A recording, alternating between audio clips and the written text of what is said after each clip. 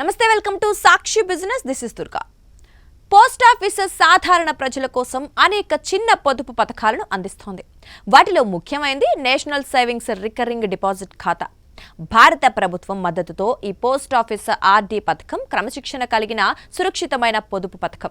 ఇది హామీ ఇచ్చిన రాబడిని అందిస్తోంది. మీరు తక్కువ మొత్తంతో పెట్టుబడి పెట్టడం ప్రారంభించవచ్చు. అలాగే కొంతకాలం పాటు గణనీయంగా మూలధనాన్ని నిర్మించవచ్చు. పోస్ట్ ఆఫీస్ ఆర్డీ పథకం అనేది నెలవారీ పెట్టుబడి పథకం. ఇందులో ప్రతి నెల 5 సంవత్సరాల కాలానికి స్థిర మొత్తాన్ని జమ చేస్తారు.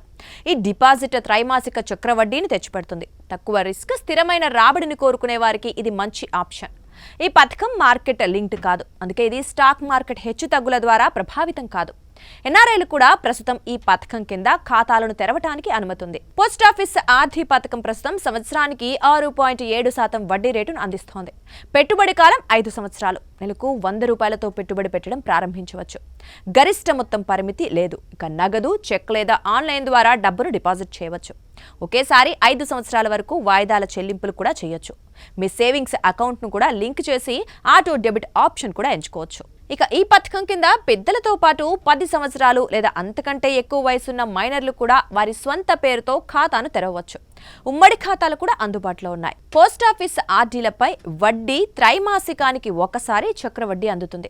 అంటే ప్రతి 3 నెలలకు వడ్డీ జోడించడంతో అసలు మొత్తం పెరుగుతుంది.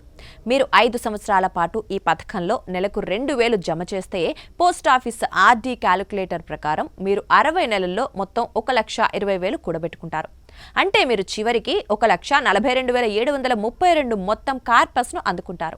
సాక్షి టీవీ ప్రసారాలను నిలిపివేయటం చట్టరీత్యా నేరం.